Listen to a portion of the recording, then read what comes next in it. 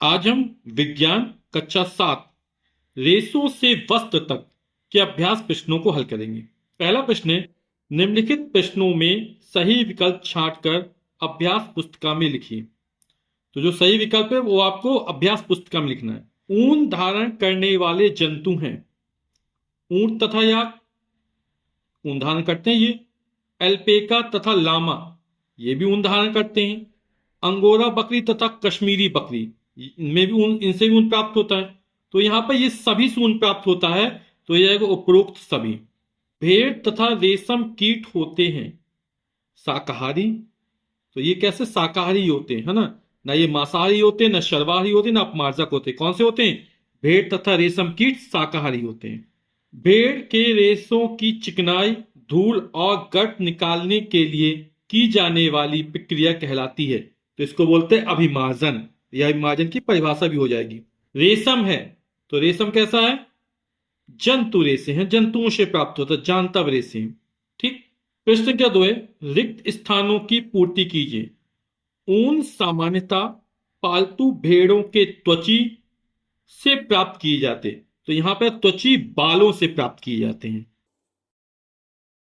ऊन के रेशों के बीच वायु रुककर ऊष्मा की का कार्य करती है, तो ये किसका? कुचालक की तरह कार्य करती है। वायु क्या है? ऊष्मा की कुचालक है। रेशम प्राप्त करने के लिए रेशम कीट पालन विज्ञान, इसको बोलते हैं सेरीकल्चर। प्यूपा के चारों ओर रेशम ग्रंथि से स्रावित पदार्थ से लिपटी संरचना कहलाती है, इसको बोलते हैं कोकून या कोया कहलाती है। ठीक, यहां पर साफ साफ लिख दिया कोकून या कोया। ऊन उद्योग के कारीगर नामक जीवाणु द्वारा संक्रमित हो जाते हैं, और ये जो जीवाणु एंथ्रेक्स कहलाता है।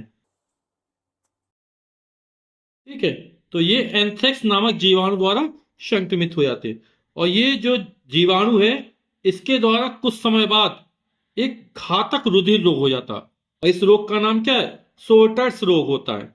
ठीक है। प्रश्न क्या 3 है, निम्नलिखित कथनों में सही कथन के आगे सही तथा गलत के आगे गलत का चिन्ह लगाइए। कश्मीरी बकरी के बालों से पश्मीना ऊन की शालें बनाई जाती हैं, तो यह कथन बिल्कुल सही है। ऊन प्राप्त करने के लिए भेड़ के बालों को जाड़े के मौसम में काटा जाता है, तो ये गलत है ना। भेड़ के बालों को ज्यादातर गर्मी के मौसम में काटा जाता है ना, ताकि बाल कटने से उनके शरीर पर कोई प्रतिकूल प्रभाव ना पड़े। जाड़ों में काट दिए जाएंगे तो उनको ठंड लग सकती है ना, तो कब काटे जाते हैं? ये गर्मियों के मौसम में। तो ये कथन हमारा क्या हो जाएगा? गलत हो जाएगा। अच्छी नस्ल की भेड़ों को जन्म देने के लिए मुलायम बालों वाले विशेष भेड़ों के चयन की प्रक्रिया वर्णात्मक प्रजनन कहलाती है। ये वर्णात्मक प्रजनन की परिभाषा भी हो जाएगी, और ये कथन बिल्कुल सही है। सिल्क का धागा प्राप्त करने के लिए प्यूपा से वयस्क कीट बनने से पूर्व ही कोकून को उबलते पानी में डाला, यह भी बिल्कुल सही कथन है।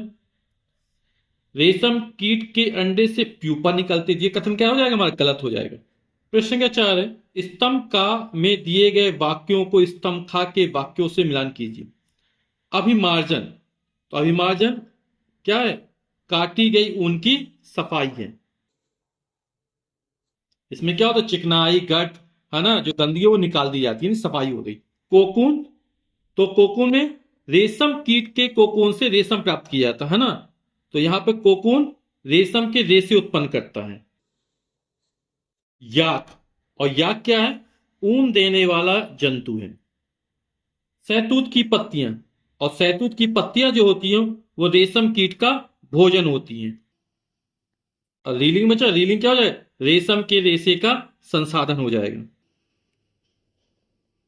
प्रश्न क्या 5 है, निम्नलिखित प्रश्नों के उत्तर दीजिए। ऊन किसे कहते हैं?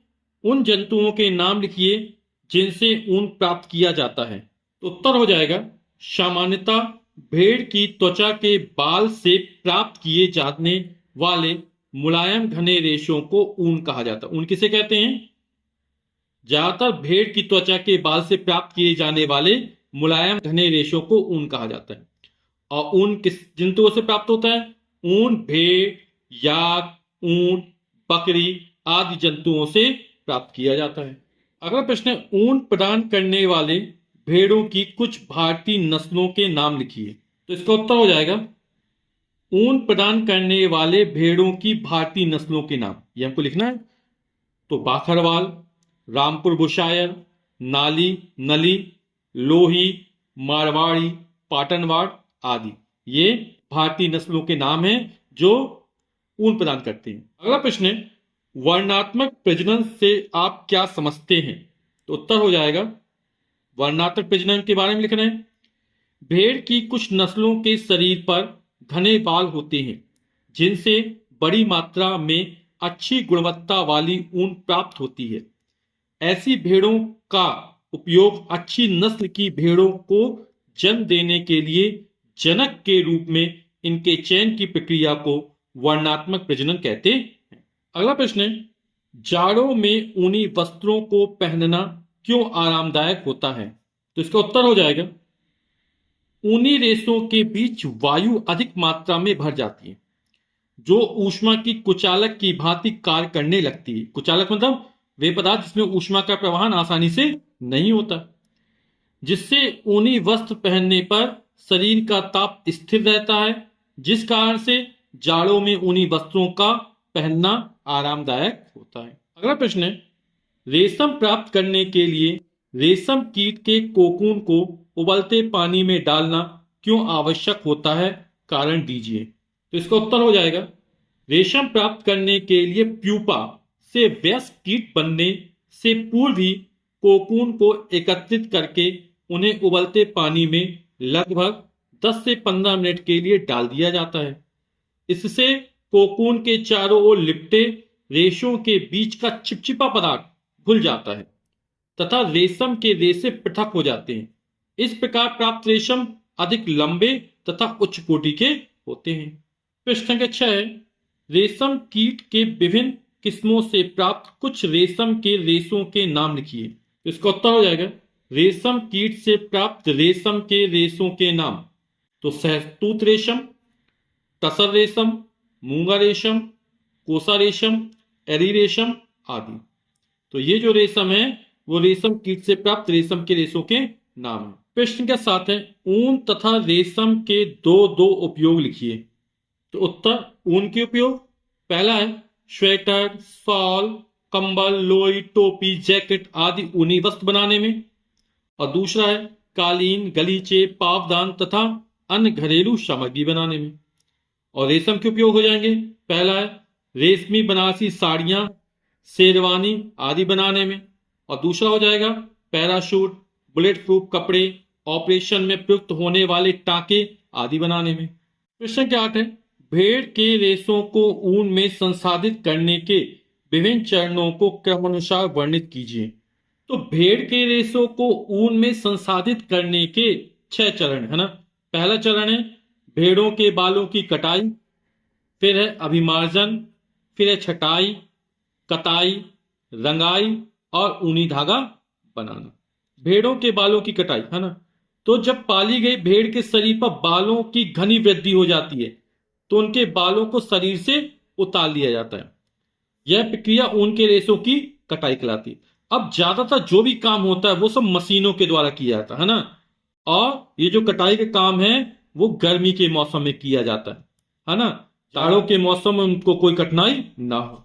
इस पर अभिमार्जन, कटाई के बाद रेशों को पानी की टंकियों में डालकर अच्छी तरह से धोया जाता है जिससे उनकी चिकनाई, धूल और गट निकल जाए। यह क्रिया अभिमार्जन कहलाती है। और कोई भी काम हो वो सब कैसे तो किया जाता है, मशीनों के द्वारा किया जाता है। फिर छटाई, अभिमार्जन के बाद रेशों की छटाई होती है ना, और इसमें अच्छे रोएदार रेशों को उसकी लंबाई, चिकनाई तथा हल्केपन के आधार पर अलग कर लिया जाता है। फिर इसके बाद कताई आता है, अभिमार्जन से प्राप्त रेशों को सुखा लिया जाता है। इस प्रकार प्राप्त छोटे छोटे कोमल व फूले हुए रेशों की ऊन के धागों के रूप में कताई की जाती है। फिर इस पर रंगाई आता है ना, भेड़ अथवा बकरियों से प्राप्त रेशे कौन से काले रंग के, भूरे, सफेद रंग के होते हैं, तो उनमें विविधता उत्पन्न करने के लिए उनको रंग दिया जाता है। और फिर ऊनी धागा बनाना, तो जब रंगाई होती है तो बाल उलझ जाते हैं तो इनको सुलझाया जाता है और फिर लपेट कर उनसे धागा बनाया जाता है। लंबे रेशों को काटकर स्वेटर की बुनाई वाले ऊन में अपेक्षाकृत छोटे छोटे रेशों को काटकर ऊनी वस्त्रों की बुनाई में उपयोग किया जाता है।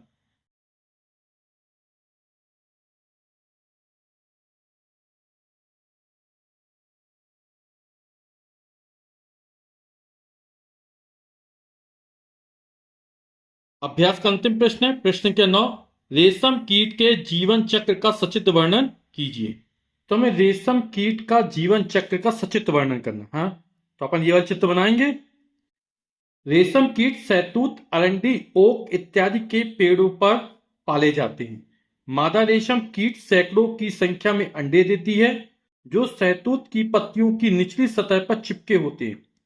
इन अंडों से सफेद रंग के लार्वा निकलते हैं जिन्हें कैटरपिलर, इल्ली या लार्वा कहते हैं। ये पेड़ की कोमल पत्तियों को खाते हैं और 4 से 6 हफ्तों में वृद्धि करके जीवन चक्र की अगली अवस्था में प्रवेश करते हैं। रेशम कीट के लार्वा में एक विशेष ग्रंथि होती है जिसे रेशम ग्रंथि कहते हैं। इस ग्रंथि से अत्यंत महीन लसदार पदार्थ स्रावित होता रहता है जो प्रोटीन युक्त होता है।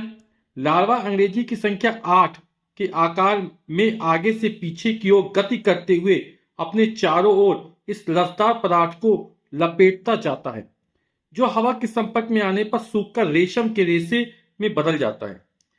इसी बीच लार्वा प्यूपा में रूपांतरित हो जाते हैं।